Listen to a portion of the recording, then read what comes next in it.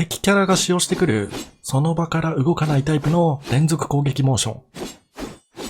使わせ方むずすぎる。世界一面白いアクション RPG を作る。これを人生のメインクエストに掲げております。はい、タカと申します。今週はですね、チュートリアルとかスキルシステムっていうのを作成しながらですね、序盤の方に出てくる、弱めの敵、雑魚敵たちの量産っていうのも同時に行っておりました。まずはその新しく作った敵たちっていうのをちょっと紹介していこうと思います。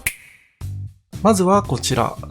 オーソドックスな盾持ちタイプの騎士ですね。よく動画に登場するエリート騎士ってね、呼んでためちゃくちゃ強い騎士がいたと思うんですけど、あいつと比べるとね、だいぶマイルド、かなり弱いタイプの騎士って感じですね。あえてノーマル騎士とでも呼んでおきましょうかね。で、今回ですね、このノーマル騎士よりもさらに弱いタイプの敵っていうのをね、追加したので、それはこの後紹介させてもらうんですけど、まずはこのノーマル騎士のね、戦いっぷりからちょっと見ていきましょうか。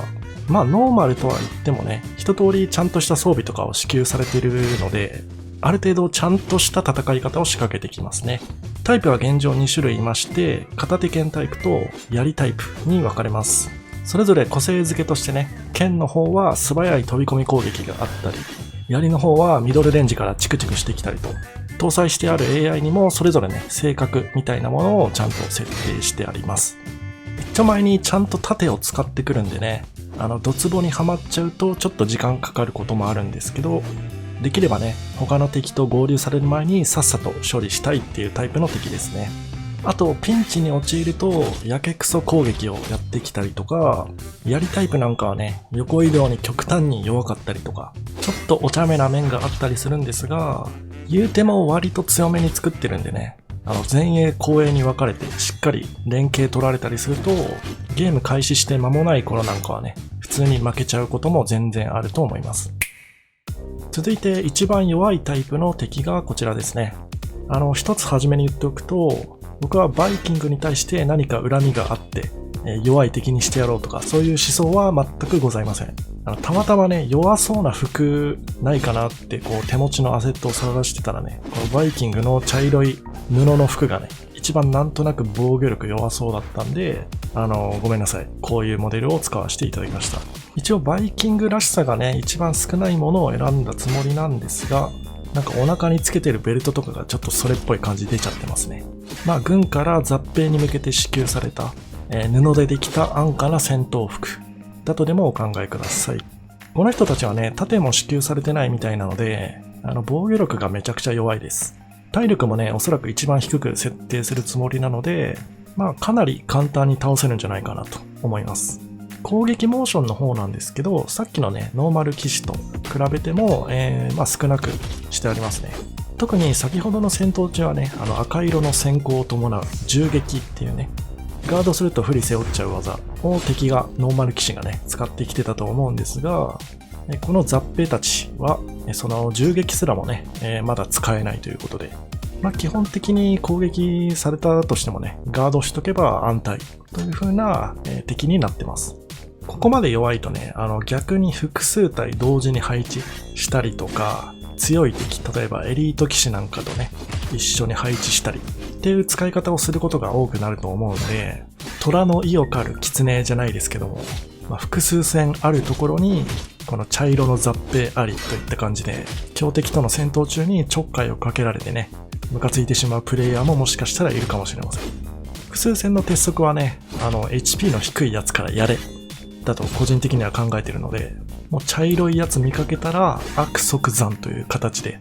プレイしていってもらえればなと思います。今後も敵の量産とかね、あとボスの制作とかもやっていきますので、その辺は乞うご期待という感じで、続いてはちょっとシステムの方をですね、話していきたいと思います。今週はチュートリアルシステムとスキルシステムの触りの部分ぐらいまで作成を行いました。チュートリアルに関しては旧作と同様の仕組みですね。画面の左サイドに表示される一言説明。短文によるボタンの説明とかですね。あとギミックの前とかでなんかインタラクトできますよみたいなことを表示するのに使ったりしています。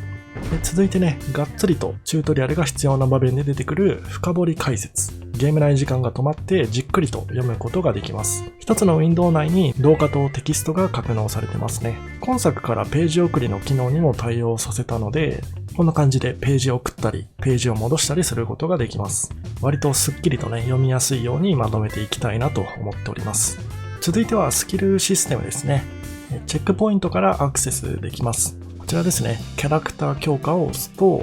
こんな感じでスキルツリー画面が開きます。ちょっとね、見た目に関してはまだまだ仮状態なんでちょっとお見苦しいと思うんですが、